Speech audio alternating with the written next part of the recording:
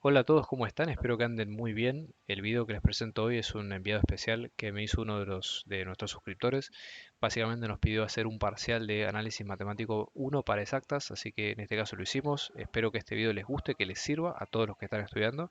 Para los que no estén estudiando una materia, esto también les va a servir para análisis 2, ¿sí? De matemática para lo que es universidad, ingeniería y otras carreras. Todo lo que es cálculo vectorial y análisis diferencial e integral. Así que nada, espero que les haya gustado, espero que les sirva y les sea útil. Cualquier recomendación déjenmela abajo en los comentarios. Y mucha suerte a todos los que rindan, a todos los que vayan a presentarse a finales y parciales. La mejor de los éxitos para lo que viene. Un abrazo, nos vemos la próxima.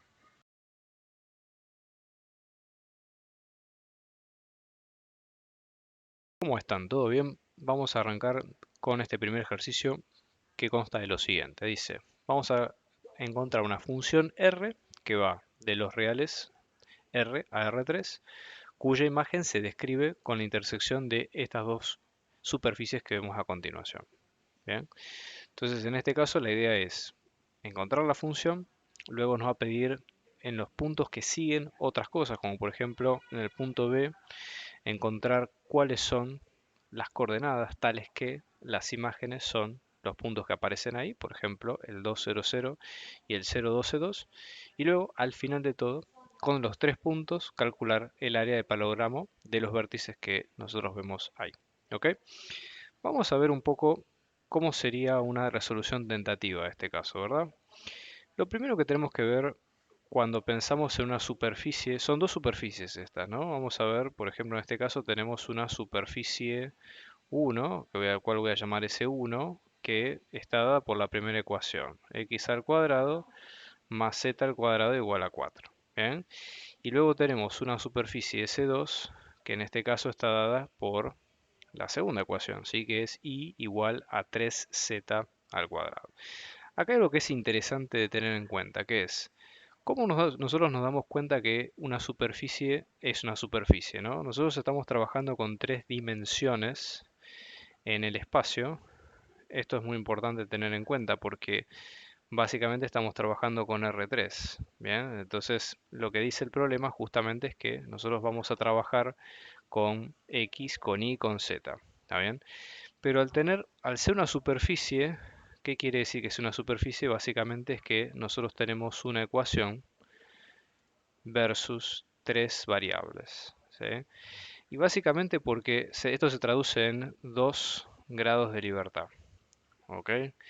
La cuenta es muy simple. Uno básicamente tiene que fijarse cuántas variables tenemos, que son estas tres, versus cuántas ecuaciones definen nuestra superficie y en general, en grandes rasgos, eso es lo que va a definir una superficie. ¿Ok? Esta no es una definición estrictamente, digamos, o estricta, mejor dicho, con lo cual si ustedes pueden ver, tener una visión alternativa o más completa, los invito a que lo dejen en los comentarios, pero yo lo estoy viendo en un sentido práctico el tema, ¿sí? O sea, de tratar de resolver el problema, sí, sin ir demasiado al hueso. Entonces, en este caso, ¿qué es lo que pasa? Cuando nosotros tenemos dos superficies, el tema es que acá pasamos a tener dos ecuaciones versus tres variables.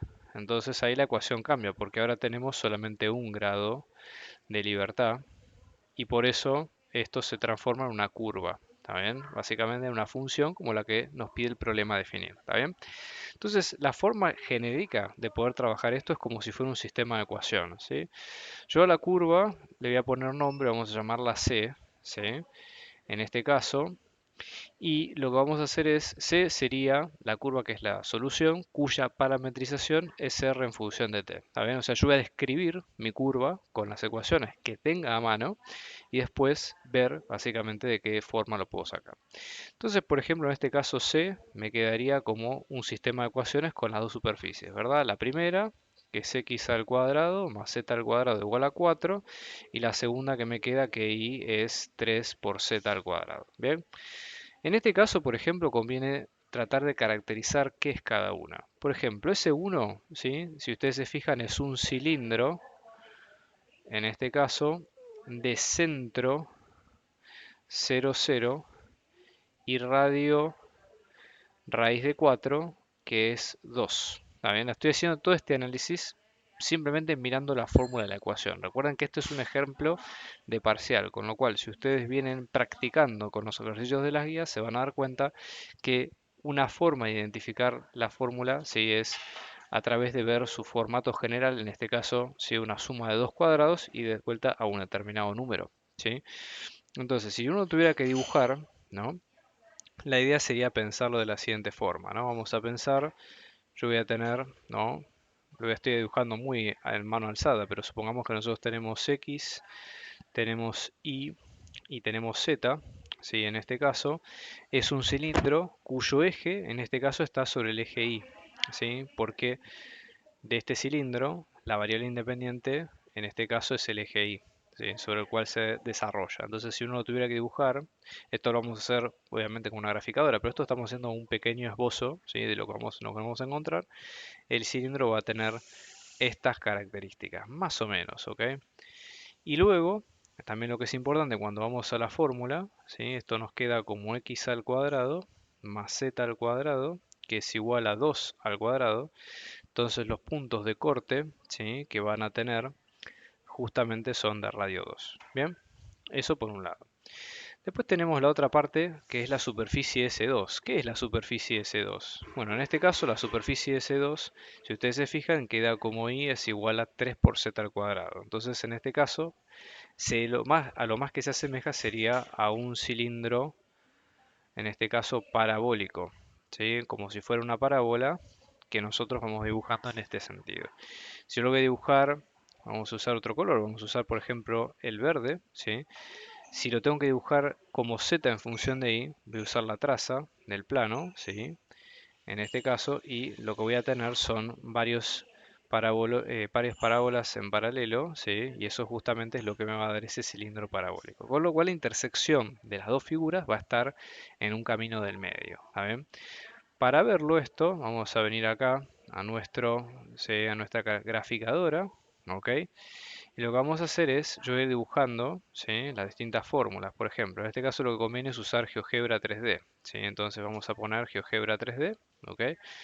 Vamos a ver cómo queda esto, ¿sí? Entonces, por ejemplo, fíjense, yo voy a tener x al cuadrado más z al cuadrado, ¿sí? Que esto me va a quedar igual a 4, ¿bien? Ahí tengo el cilindro. Y luego tengo el otro que me queda ahí, es igual a 3z al cuadrado, ¿sí? Que me va a quedar ese cilindro parabólico, con lo cual la curva, ¿sí? De unión va a ser algo de este estilo. ¿Está bien? Eso para que ustedes lo puedan tener en cuenta. Bien, entonces acá vamos a cambiarle un poco los colores como para tratar de ver, supongamos que lo ponemos en amarillo, más uno de las gráficas, ¿ok? Entonces básicamente nuestra figura nos va a quedar de este estilo. Bien, bien, entonces ahora, volviendo a nuestro tema, ¿no? Vamos a venir de este lado y lo que vamos a hacer es decir, bueno, vamos a tratar de buscar algún sistema que nos permita trabajar con estas ecuaciones lo mejor posible, ¿ok? Entonces, ya que tenemos un cilindro, lo más probable es que sea útil trabajar en coordenadas cilíndricas, ¿ok? Esto es un tip, no es obligación, pero digamos puede simplificar nuestro problema bastante, ¿ok? Entonces voy a trabajar con las siguientes coordenadas cilíndricas. Y en este caso tengan en cuenta que las coordenadas cilíndricas ustedes las pueden definir como quieran, o sea, básicamente, no necesariamente se tienen que atar al esquema del X, el Y común, sino que, por ejemplo, en este caso, dada que la simetría está con el eje X y con el Z, voy a definir mis coordenadas en función a esto, ¿sí? Después el resto de las variables lo mantengo igual, pero fíjense, ¿no?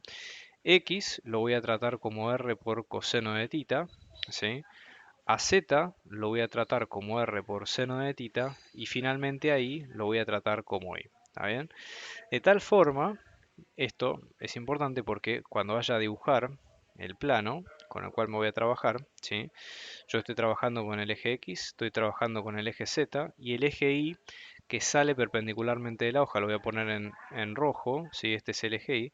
Entonces en este caso defino, ¿sí? Las coordenadas de la misma forma que lo vengo haciendo desde siempre, ¿sí? O sea que ahí básicamente tenemos todo. Entonces ahora valen las equivalencias de siempre, ¿sí? Fíjense. En este caso, si tengo x al cuadrado más z al cuadrado, esto me queda r cuadrado por coseno cuadrado de tita, ¿sí? Más r cuadrado por seno cuadrado de tita, que lo voy a seguir de este lado, ¿sí? Fíjense, esto me queda como r cuadrado por coseno cuadrado de tita más seno cuadrado de tita. Todo esto se va a transformar en un 1 por la identidad trigonométrica, ¿bien? Y entonces en este caso, x al cuadrado más z al cuadrado me queda r cuadrado. Yo ahora lo voy a juntar con la igualdad que tenía al principio, que es esta. Entonces esto me queda como 4 y por lo tanto r me queda, módulo de r, me queda la raíz de 4. Yo puedo decir, bueno, r me va a quedar como 2 o menos 2. Sin embargo, como r es una distancia física, ¿sí? Positiva, porque es una distancia, anulo el resultado negativo y sí me voy a quedar solo con el resultado positivo. Entonces digo que r me queda 2. Es una variable fija para mi problema. ¿Está bien? Luego seguimos con el resto. Fíjense, ¿no? En este caso, yo estoy trabajando con todo el cilindro, ¿sí? Con lo cual diría, por ejemplo, que tita, ¿sí? Va a estar entre, en este caso, entre 0 y 2pi, ¿sí? Porque no tengo elementos, vamos de vuelta al dibujo, ¿sí? No tengo elementos para pensar que, de hecho, voy a trabajar con todo el radio del círculo, ¿sí? En su momento. Entonces, es probable, sí, que con todo el ángulo de barrido, ¿sí? Con lo cual es probable que no haya, digamos, restricciones en ese sentido, ¿está bien? Y después me tengo que fijar, por ejemplo, la siguiente, que dice que y es igual a 3z al cuadrado. Entonces, si yo reemplazo z, que en este caso me queda como r por seno de tita, con r que vale 2, ¿cómo me quedaría esto, no? Yo digo, bueno, perfecto. En este caso me queda z, que es igual a 2 por seno de tita, ¿sí? Y si reemplazo, en este caso me quedaría que y es igual a 3 por 2 seno de tita al cuadrado. Entonces esto me queda como 3 por 4 por seno al cuadrado de tita, ¿verdad? Y en este caso, si hacemos una pequeña línea acá, el i me quedaría como 12 por el seno cuadrado de tita. Bien, con lo cual ahora cuando ya juntamos todo, yo digo que x me queda como 2 coseno de tita, luego me queda que z me queda como 2 por seno de tita, y ahora digo, mi curva C está definida, ¿sí? Por estas tres variables, ¿sí? Y si yo voy a una parametrización R, que es lo que me pide el problema, ¿sí? Entonces parametrizo con, en este caso, R en función de tita. R en función de tita me va a quedar con las tres componentes, ¿no? X en función de tita, Y en función de tita y Z en función de tita, ¿verdad? Fíjense que solamente queda una sola variable, no queda otra variable, con lo cual cumplo, ¿sí? El objetivo de que mi imagen sea o esté dada por una curva. ¿Bien? Entonces ya es un check, no es definitivo, pero es un check de que por lo menos el programa está bien encaminado porque la imagen que me queda es solamente de una curva. Solamente termino de una variable. ¿Está bien? Entonces me queda 2 por coseno de tita en x, 12 por seno cuadrado de tita en y luego voy a tener 2 por seno de tita en z. ¿Bien? Y esto sería la parametrización que mi problema evidentemente está buscando, ¿sí? Así que con esto es lo que vamos a trabajar a partir de ahora, ¿sí? Entonces, vamos a ver, ¿no? En este caso, vamos a poner esto acá como nuestra referencia. ¿Qué es lo segundo que nos preguntan? Dice, bueno, perfecto, ahora para esta función encontrar cuáles son los ángulos que hagan, ¿sí? Estos puntos que vemos acá, el 2, 0, 0 y el 0, 12, 2. ¿Sí? Entonces, simplemente el problema ahora se trata en resolver un sistema de ecuaciones o de resolver un sistema de incógnitas, ¿sí?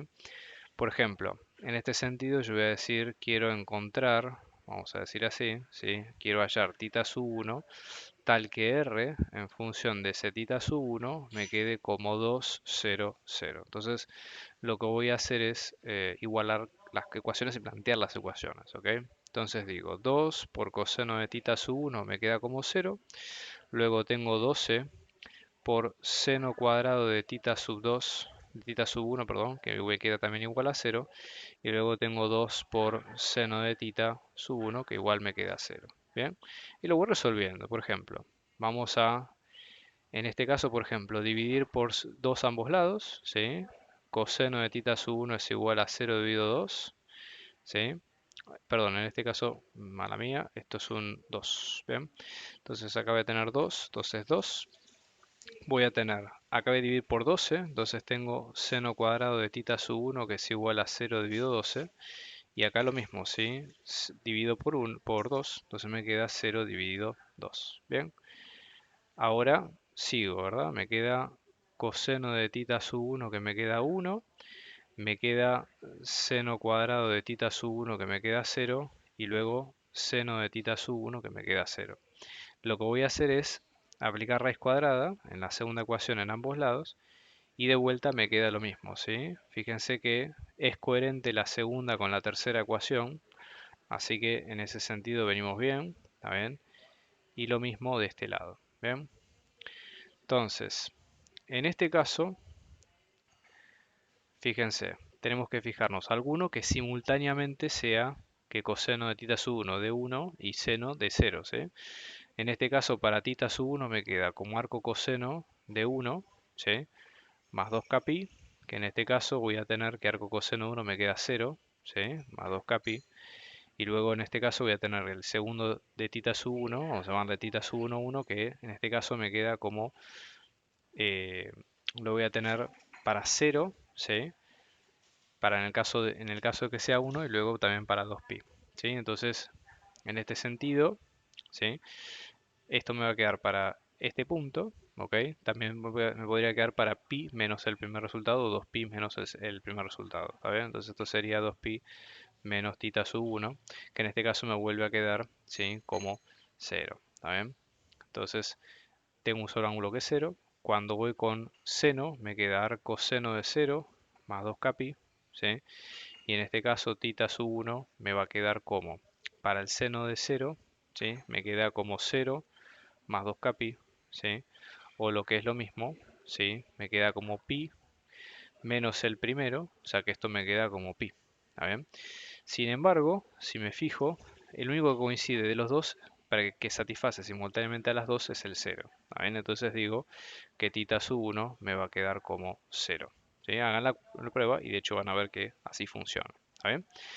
Vamos a hacer exactamente lo mismo, pero ahora para el 12,2, ¿está bien? Entonces vamos a repetir.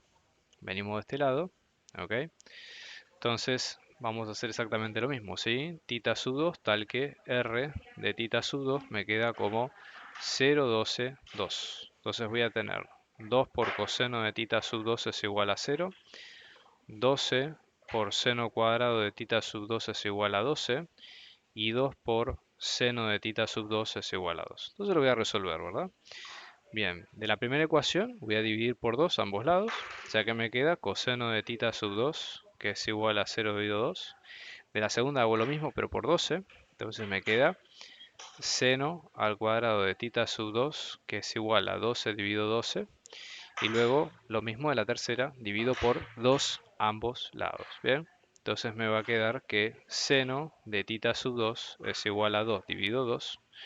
Entonces ahora cuando me queda esto, me queda coseno de tita sub 2 es igual a 0, ¿sí? Seno cuadrado de tita sub 2 es igual a 1 y seno de tita sub 2 es igual a 1. Bien, fíjense que en este caso yo, por ejemplo, si lo abro desde la segunda ecuación con la raíz cuadrada me quedarían más y menos 1, ¿sí? Podría decir coseno de tita sub 2 es igual a 0, que seno de tita sub 2 puede ser menos 1 o 1, por estar haciendo la raíz cuadrada con el módulo, por supuesto, y también que seno de tita sub 2 es igual a 1. Sin embargo, tengo que fijarme en la que coincide, la que sea la intersección de todas, que satisfaga a todas a la vez.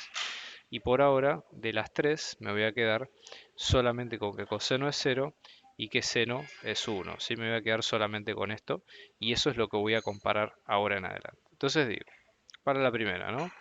Que coseno de tita sub 2 sea 0, me queda que tita sub 2 me va a quedar como arco coseno de 0 más 2k pi, ¿sí? Que en este caso tita sub 2 me queda como pi sobre 2 más 2k pi, ¿sí?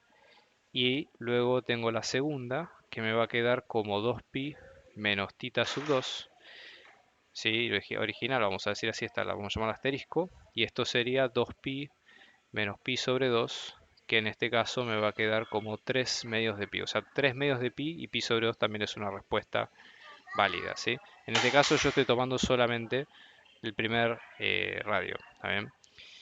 Y luego para seno de tita sub 2 que es igual a 1, hago exactamente lo mismo. Tita sub 2 me va a quedar como arcoseno de 0, de 1, perdón, mala mía, ¿sí? Más 2k pi. Y en este caso tita sub 2 me va a quedar como pi sub 2 más 2k pi. Y lo que es lo mismo del otro lado, el segundo, tita sub 2 asterisco, me queda como pi menos el primero, ¿sí? O sea que esto me queda como pi menos pi sobre 2, con lo cual este me queda como pi sobre 2, ¿sí? Si ustedes se fijan, para seno hay un solo valor que da 1 entre 0 y 2pi, ¿está bien? Y yo me voy a fijar, voy a pintar en amarillo el que satisfaga todos a la vez, ¿sí? Que sea la intersección que satisfaga a todos a la vez. En este caso es pi sobre 2, ¿sí? Fíjense, pi sobre 2 para coseno, pi sobre 2 para seno, ¿sí? Y quedan por fuera, obviamente, 3 medios de pi, que los voy a pintar acá en rojo, ¿sí? 3 medios de pi y pi sobre 2 repetido no los voy a tener en cuenta, ¿está bien? Entonces directamente con esto saco que el ángulo que falta, en este caso, va a ser pi sobre 2, ¿bien? Y ahí viene la segunda parte que dice, con estos valores, calcular el área del paralogramo de vértices, de los vértices que nosotros vimos, ¿sí? Igualmente nosotros encontramos las coordenadas, digamos, o los valores de los puntos, pero en este caso ya los puntos los conocemos, así que no hay problema, ¿está bien? Entonces vamos a dibujarlos, ¿no? Fíjense, yo voy a hacer un pequeño dibujo acá, ¿está bien? Entonces voy a tener, por ejemplo, el 0, ¿sí? Voy a tener luego el A y voy a tener luego el B, ¿está bien? Entonces, por ejemplo, en A, en B, luego acá tengo la suma de los dos, ¿sí? Que esto que sería A más B. Bien. Entonces acá tengo los tres vectores. Y la idea sería calcular el área del paralogramo, con lo cual si es área del paralogramo, lo que yo tendría que hacer sería encontrar toda esta área. Vamos a ponerle a esto otro color. Supongamos que sería toda esta área que voy a encontrar a partir de acá. ¿Sí? Toda esta sección es lo que tengo que calcular y fijarme qué es lo que ocurre. ¿Está bien? Entonces, fíjense que del paralogramo nosotros tenemos una ventaja que justamente es que una de los dos de los lados ya los conocemos porque son directamente los vectores A y B que acabamos de sacar. ¿Sí? O sea, el vector A, que en este caso nos quedaba como 2, 0, 0, y el vector B, que en este caso nos quedaba como 0, 12, 2. ¿Sí? Entonces, ya básicamente tenemos una prueba y acá aplico una fórmula que es la siguiente, ¿sí?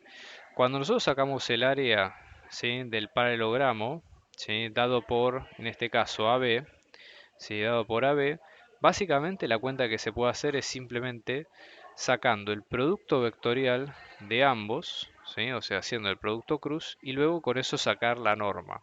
En este caso, por ejemplo, A por B o B por A es indistinto, ¿sí? Si supongamos que yo voy a hacer B por A, en este caso B por A, si me quedaría de esta manera, ¿ok? Al sacar la norma de este vector, me va a quedar el mismo área del paralelogramo. O sea, esto es una definición del producto vectorial y lo estoy aplicando, estoy citando la fuente para que ustedes lo vean, ¿ok?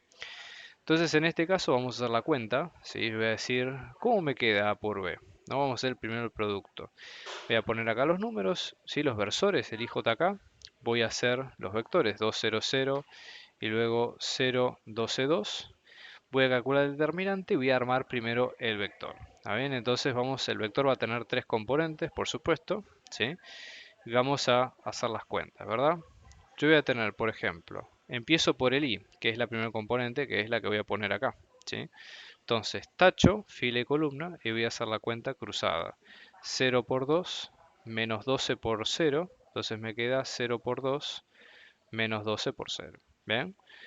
Voy a seguir con la que falta, que es la j, entonces ahora voy a hacer al revés. 12 por 2 y 0 por 0. Entonces, pero acá sería al revés porque estoy en el medio. Entonces sería 0 por 0 menos 2 por 2.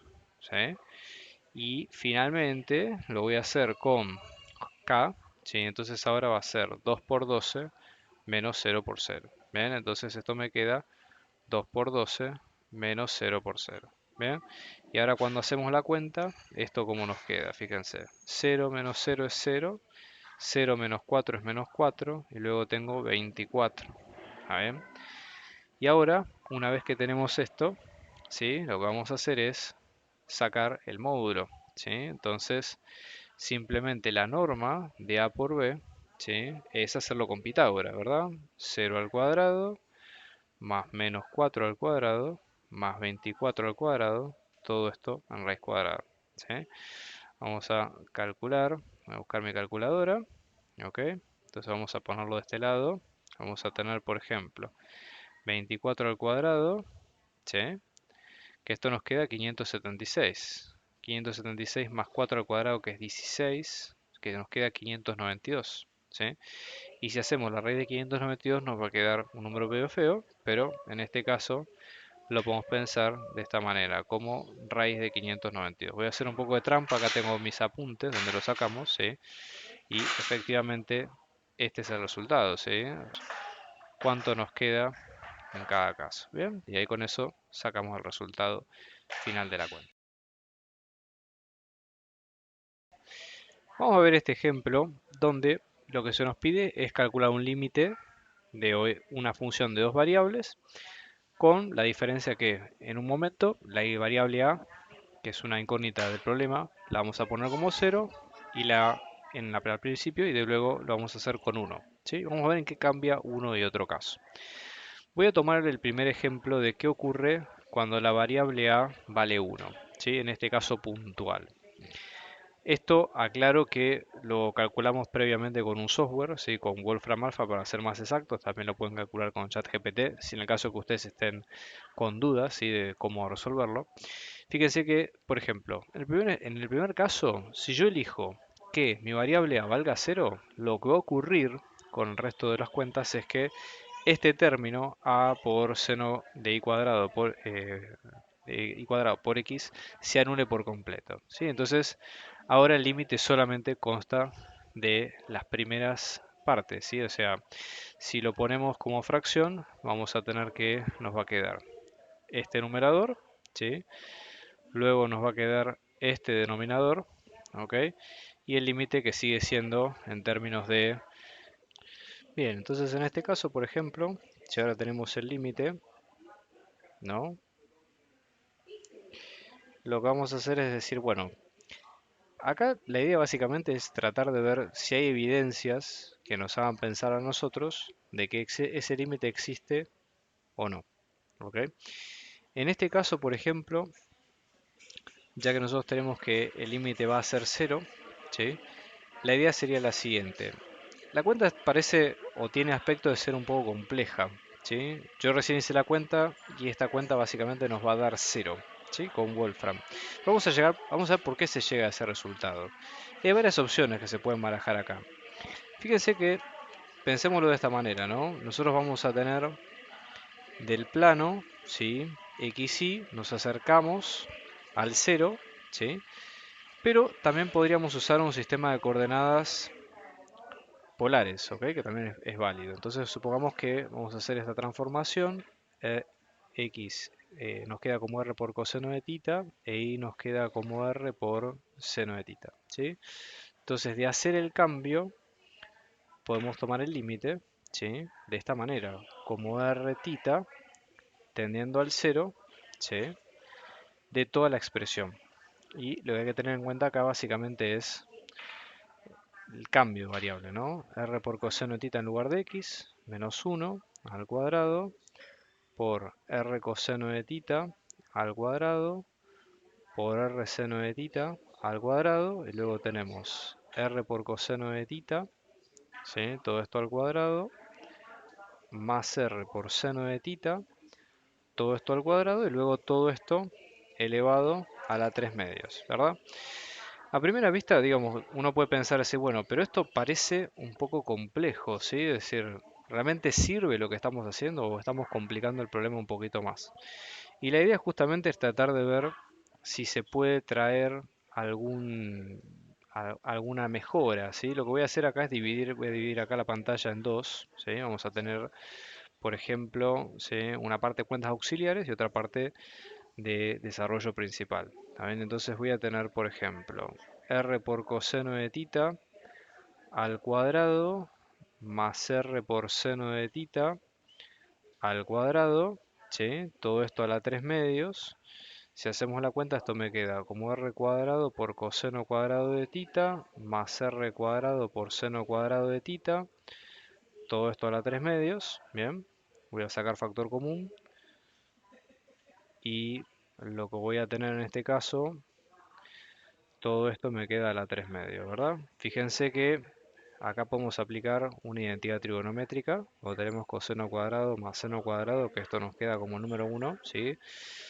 Y pues vamos a tener que esto nos queda como r cuadrado por 1, todo esto a la 3 medios, que nos va a quedar como r cuadrado a la 3 medios, donde potencia de potencia se multiplica, y esto nos queda como r al cubo, ¿sí? Y lo que hay que hacer después básicamente es distribuir, ¿sí? El resto de las cuentas. Pero yo básicamente, para que la cuenta no se complique demasiado, lo que voy a hacer es agrupar algunos términos. Por ejemplo, voy a agrupar solamente estos dos que están acá arriba, pues estos dos por ahora nos van a alcanzar y ahora les explico bien por qué, ¿no? Pero en este caso, esto nos va a quedar de esta manera, ¿ok? Entonces vamos a tener, por ejemplo, r cuadrado por coseno cuadrado de tita por r cuadrado por seno cuadrado de tita, o sea que esto nos queda como r a la cuarta por coseno cuadrado de tita por seno cuadrado de tita. ¿Bien? Lo que voy a hacer ahora es reemplazar ambas partes, ¿sí? Lo que voy a hacer es reemplazar, por ejemplo, todo esto que puse en amarillo, aquí abajo, ¿sí? Que es todo lo que va a ir de este lado, y le voy a reemplazar esto que voy a poner en púrpura, ¿sí? Aquí arriba, en esta parte de la ecuación. ¿Ok? Vamos a ver cómo nos va quedando esto. Entonces fíjense que ahora vamos a tener límite de r tita tendiendo al 0, 0, ¿sí? En este caso vamos a tener r por coseno de tita menos 1 al cuadrado, ¿sí? Vamos a tener acá r a la cuarta, ¿sí? Por coseno cuadrado de tita por seno cuadrado de tita, todo esto dividido, ¿sí? R al cubo. Entonces ahora vamos a ir tachando, ¿no? Fíjense que se va a poder cancelar 3 de estos R's con uno de estos, ¿verdad? Y la cuenta nos va a quedar de esta manera. Y ahora ya esto dejó de ser una división, ¿sí? Fíjense cómo de hecho nos va a quedar. Vamos a ver que esto nos queda como R por coseno de tita menos 1 al cuadrado, todo esto por R, todo esto por coseno de tita de seno de tita, ambos al cuadrado. Lo que voy a hacer ahora es reemplazar los números, ¿ok? Entonces fíjense, vamos a tener R vale 0, coseno de 0 que vale 1, menos 1 al cuadrado, por 0, por coseno de 0 que es 1, por seno de 0 que es 0 al cuadrado, y finalmente todo esto nos termina dando 0. ¿Está bien? Entonces, esta es una forma un poco distinta, ¿sí? De poder resolver este problema, pero que igualmente puede ser válida para este tipo de casos, ¿ok? Donde básicamente tengamos que resolver ecuaciones de límites de dos variables. Bien, vamos a ver ahora el otro ejemplo, que es lo que ocurre cuando a vale 1. ¿Sí? Ahora vamos a ver el otro ejemplo donde vamos a tener que a va a valer 1, ¿verdad? Entonces, en este caso, si a vale 1, lo voy a reemplazar acá, nuestro número nos va a quedar de esta manera, ¿sí? Y lo que voy a proceder a hacer es hacer la separación de dos límites. Bien, vamos a tener por un lado el límite de xy tendiendo al 0, 0 de la primera parte de la ecuación, que esto sería x menos 1 al cuadrado por x al cuadrado por y cuadrado, todo esto sobre el denominador, está bien, que vamos a tener en este caso, más el otro límite, ¿sí? De todo esto, que esto me queda seno de y al cuadrado por x, todo esto dividido el mismo denominador, ¿verdad? Fíjense que lo bueno de este enfoque es que toda esta parte ya la podemos resolver. Ya sabemos que esta parte vale 0 porque es lo que hicimos en el caso anterior. Y nos quedaría fijarnos la segunda parte del límite, que es esta, ¿verdad? Y ver si hay sospechas o algo que nos permita indicar si acá de hecho aparece algo que nos permita ver si este límite existe o no. ¿Está bien? Si se los spoileo un poco, este límite no existe, vamos a ver por qué, ¿sí? Pero una forma básica de poder probarlo es básicamente probarlo por curvas, ¿ok? Nosotros hasta ahora observen ustedes que podemos tener la sospecha de que el límite existe o no, pero fíjense que si yo me estoy moviendo en este sentido en x, y me voy a acercar al 0, 0, ¿sí? O sea, que sería este punto que aparece acá, yo puedo hacerlo por distintas curvas. Lo que voy a hacer es probar que ese resultado depende de la curva que yo voy a elegir, ¿sí? Entonces, en este caso, lo que voy a hacer es tomar una familia de rectas que sea y es igual a m por x, ¿sí? Y justamente voy a buscar un contraejemplo, es decir, buscar un ejemplo donde el resultado sí dependa de la curva elegida y por ende me garantice que ese límite no existe. ¿Está bien? Entonces, en este caso, por ejemplo, ¿sí? Yo voy a acercarme por esta familia de curvas que sí es igual a m por x, ¿bien? Vamos a hacer la cuenta de este lado, ¿ok? Entonces voy a tener, en este caso, si x tiende a 0, entonces sí va a tender a 0 también, porque y en este caso es m por x que tiende a 0 y es x que tiende a 0, ¿sí? Entonces, ahora el límite se va a transformar en un límite de una sola variable. Voy a tener en este caso seno de m por x en lugar de y al cuadrado, todo esto por x, todo esto dividido, x al cuadrado más m por x al cuadrado, todo esto a la 3 medios, ¿bien? Vamos a ver, en este caso, ¿sí? Yo voy a hacer un par de cuentas auxiliares acá, ¿ok? Entonces, en este sentido, lo que voy a tener va a ser lo siguiente, ¿sí? Vamos a ver, por ejemplo, en este caso, voy a tener x al cuadrado más m por x al cuadrado, que esto me queda como x al cuadrado más m cuadrado por x al cuadrado, que esto es x al cuadrado por 1 más m cuadrado, ¿sí? Y luego voy a tener en este caso, por ejemplo, seno de m cuadrado por x al cuadrado, ¿bien? Entonces, en este caso, vamos a verlo de la siguiente forma, ¿sí? Yo acá voy a decir, bueno, no es poco probable que pueda hacer algo con este seno, pero sí quizás pueda agrupar al resto de las cuentas por separado dentro de mi ecuación. Ustedes fíjense que ahí está el límite de x tendiendo al 0 de seno de x sobre x, que esto vale 1. Entonces, si yo pudiera hacer lo mismo, pero en este caso con la variable equivalente, que sería seno de m cuadrado por x al cuadrado, tendría que poner exactamente lo mismo abajo. Como esto no lo tengo, ¿sí? Lo voy a incluir dentro de mi problema y lo voy a multiplicar tanto en numerador como en denominador dentro de mi límite. Son técnicas, puede funcionar, puede no funcionar, pero vamos a hacer la prueba, ¿sí? Entonces yo voy a tener límite de x tendiendo al 0, ¿sí? Voy a decir, en este caso tengo seno de m cuadrado por x al cuadrado, todo esto por x, y acá, si hago la cuenta, esto me va a quedar. Acá voy a hacer una pequeña digresión, ¿sí? Que lo vamos a poner acá en amarillo, aquí abajo de esto, ¿sí? De esta parte. Si esto me queda x al cuadrado por 1 más m al cuadrado, todo esto a la 3 medios, ¿sí? Lo que puedo hacer es que esto me quede x al cuadrado a la 3 medios, ¿sí? Por 1 más m cuadrado a la 3 medios, y que esto me termine quedando x al cubo por 1 más m al cuadrado a la 3 medios. ¿Bien? Entonces es lo que voy a poner acá. También voy a tener, por ejemplo, x al cubo, todo esto por 1 más m cuadrado, todo esto a la 3 medios. Y en este caso voy a cancelar uno de estos con uno de estos que aparece acá arriba. ¿Bien? Y lo que voy a hacer ahora es, como dije antes, ¿sí? Voy a tratar de agrupar seno de manera tal de aplicar ese límite que me quede 1. ¿Está bien? Entonces, para hacerlo más prolijo, esto lo vamos a hacer en otra hoja. Vamos a venir acá y voy a proceder a hacer esa cuenta, ¿sí? Entonces voy a venir de este lado, voy a multiplicar tanto en numerador como en denominador ambas partes, ¿sí? Yo tengo x al cuadrado en el denominador, o sea que esa parte está, ¿sí? Lo que tengo que hacer es encontrarla para el seno. Entonces voy a multiplicar tanto en numerador como en denominador m cuadrado. Recuerden que lo hago para, es como multiplicar por el número 1. Mantengo el resultado, el significado de mi ecuación sin problema, y eso es lo que voy a hacer después. ¿Está bien? Entonces, en este sentido, vengo de este lado, voy a agruparlo de esta manera. Seno, ¿sí? Voy a agrupar seno con x al cuadrado, con m al cuadrado, o sea, todo esto, ¿bien?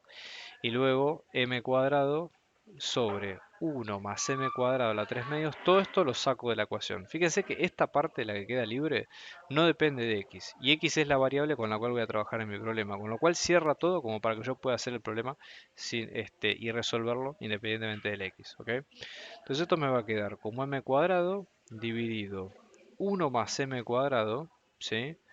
A la 3 medios, todo esto por el límite de x tendiendo al 0 de seno de m cuadrado por x al cuadrado dividido m cuadrado por x al cuadrado. ¿Bien? Que todo esto habíamos dicho anteriormente que era el número 1. ¿Sí? Entonces el resultado de mi problema me va a quedar como m cuadrado sobre 1 más m cuadrado, todo esto a la 3 medios, ¿sí? Y este es el resultado. Entonces, ¿qué conclusiones podemos sacar de acá? Si ustedes se fijan, si este es el resultado de mi problema, del límite, ¿no? Es un límite que depende de una variable. Y yo me estoy acercando solamente por una familia de rectas. Y justamente m, ¿qué era m en este caso? M es la pendiente de las rectas. Es decir, que depende del camino que yo tome para mi problema. ¿Está bien?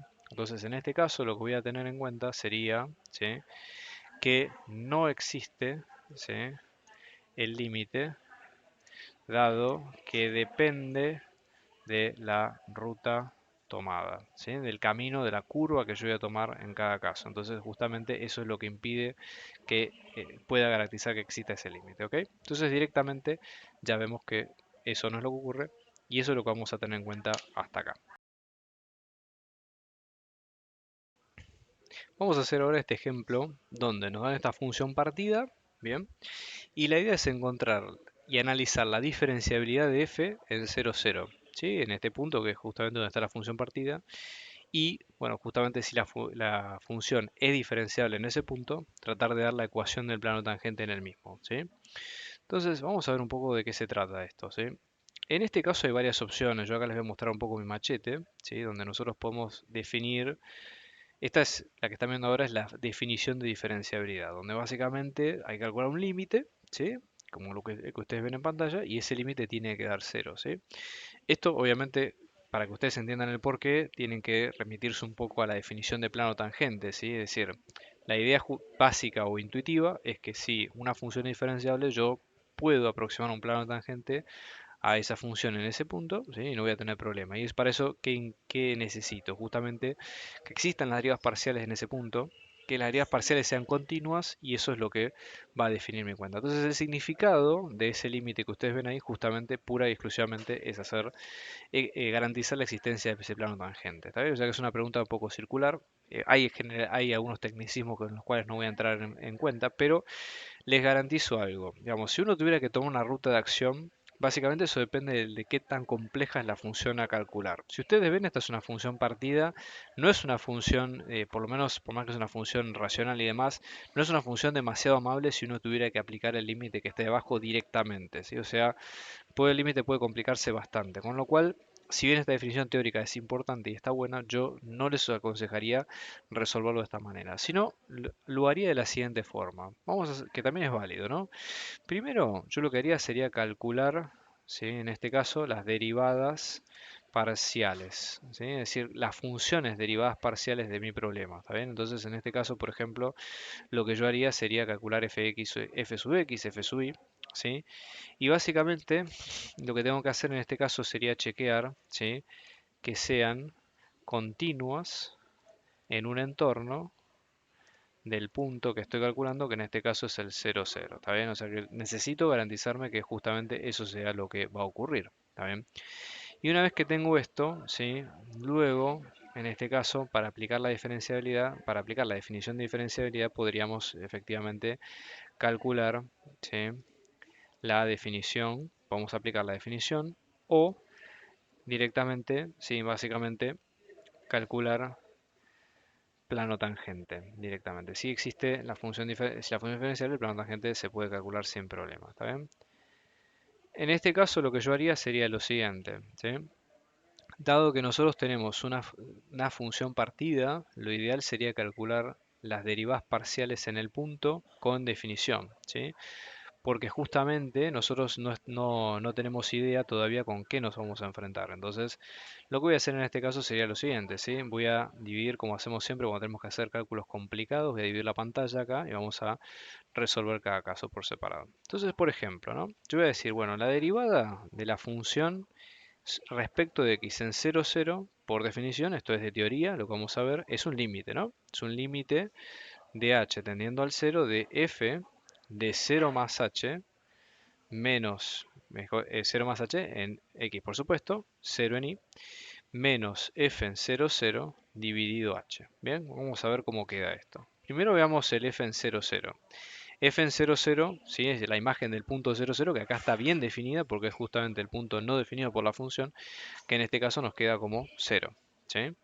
Luego si hacemos f de 0 más h, 0, esto, digamos, sería hacer f de h 0, es decir, x vale h y y vale 0. Entonces es lo que voy a reemplazar dentro de mi cuenta, ¿sí? Entonces voy a ir a la fórmula original y esto me queda menos 3h h cubo, ¿sí?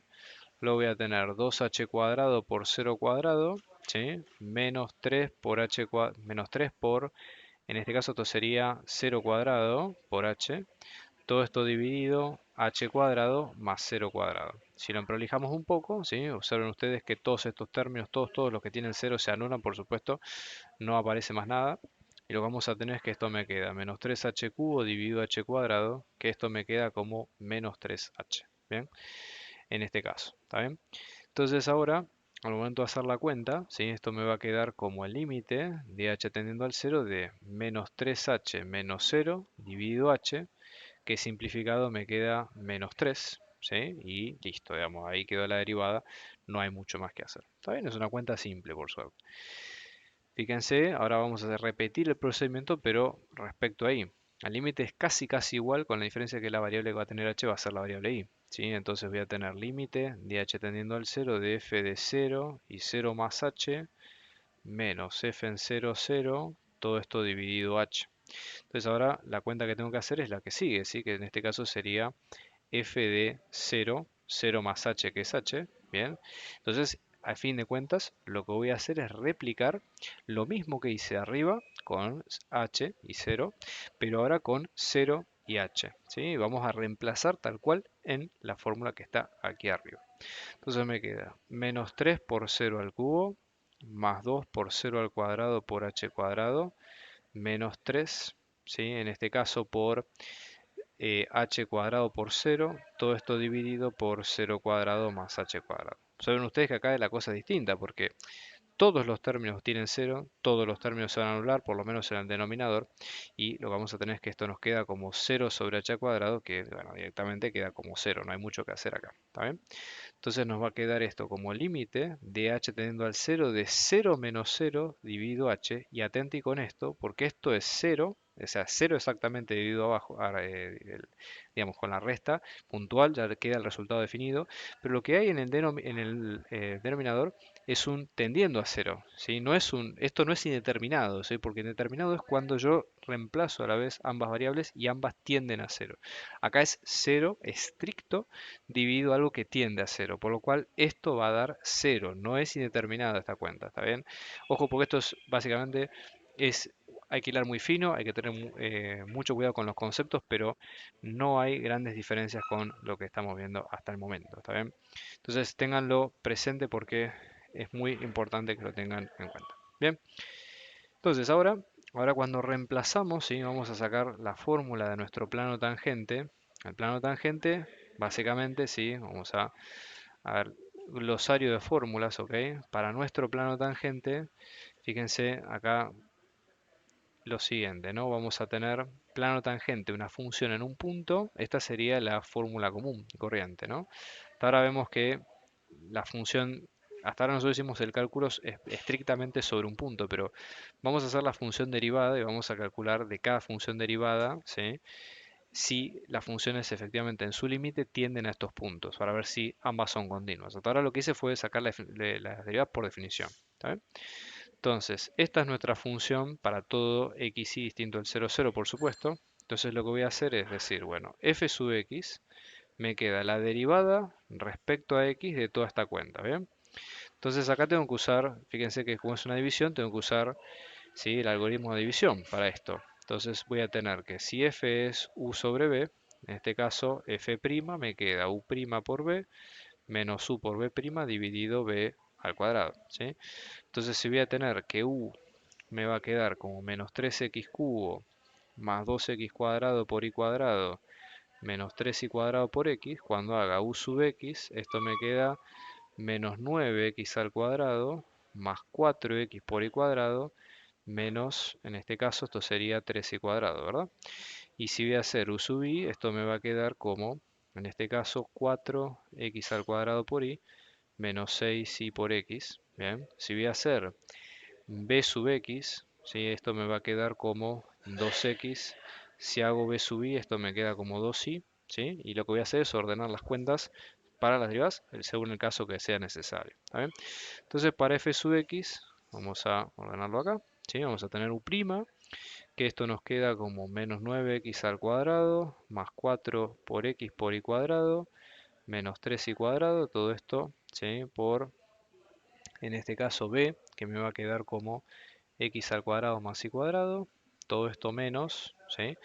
Bien, voy a ir completando las cuentas y ahora lo vamos a ver. Acá básicamente lo que hicimos fue acortar un poco el camino y calcular las derivadas parciales de cada uno, ¿sí? Lo que tengo que hacer ahora es fijarme cuánto me da el límite de cada una de estas variables para ver si coinciden con lo que nosotros hemos puesto. Entonces, por ejemplo, en este caso, el límite de xy tendiendo al 0, 0 de f sub x me debería dar menos 3. ¿Sí? Esto es lo que voy a preguntar justamente porque es lo que tengo que hacer la cuenta para chequear que la función sea continua, ¿sí? Por lo menos con lo que había definido antes. Y lo mismo acá, ¿no? Límite de xy tendiendo al 0, 0, pero ahora de la derivada de y me debería dar 0, ¿sí? Y eso es lo que voy a calcular en este momento. Acá lo que hice fue calcular los límites para ambas partes por separado. Fíjense, esto obviamente con ayuda de Wolfram, pero lo que queremos es tratar de hacer foco en la parte de los problemas más central, ¿sí? Que es la resolución.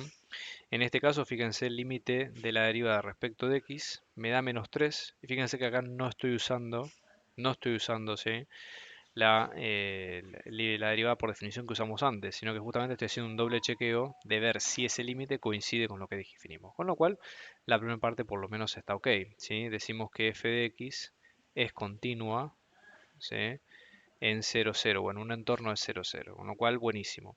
Lo mismo pasa cuando hacemos el límite de la derivada respecto de y, ¿sí? Que también nos da 0, entonces de vuelta chequeamos si que fi es continua, en este caso, en 0, 0. Por lo tanto, como las derivadas parciales son continuas, f es diferenciable, ¿sí?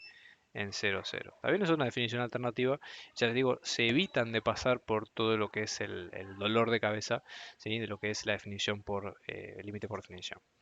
Bien, y ahora vamos a usar esto para la fórmula del plano tangente, ¿está bien? Entonces, en este caso, vamos a venir acá, esta sería nuestra fórmula de plano tangente, ¿ok? Vamos a tenerlo en cuenta para este tipo de cuentas, ¿sí? Y lo que vamos a ver acá, por ejemplo, yo voy a reemplazar tal cual los puntos, ¿sí? En este caso, fíjense, vamos a ver cada uno de los valores. En este caso, por ejemplo, z sub 0 vale 0 porque era justamente la imagen de la función en el punto. Luego teníamos la derivada respecto de x que nos quedó menos 3, la derivada respecto de y que nos quedó 0, con lo cual como esto nos da 0, todo este término se anula, ¿sí?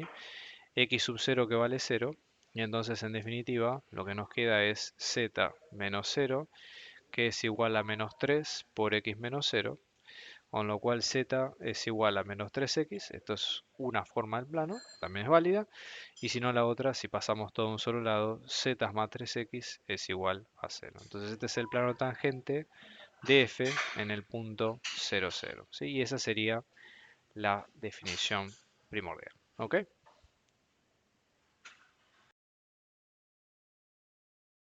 Vamos a ver el último caso que consta de lo siguiente, ¿no? Nosotros tenemos una función, como la que ustedes ven en pantalla, una función de 3 variables a una, o sea 4 total, y la idea es probar que la ecuación define de manera implícita una función diferenciable, ¿sí? Z que es igual a f de xy, en un entorno del punto 0, 1, tal que f de 0, 1 vale 2. Entonces, acá esto es un problema bastante típico, bastante común, ¿sí? De esta materia. Eso es lo bueno que vamos a ver que con un simple checklist podemos ir resolviendo varias de las preguntas que se nos presentan, ¿no? En primer lugar, lo que nosotros tenemos que ver es lo siguiente. Si a nosotros nos dicen que z es igual a f de xy, ¿sí?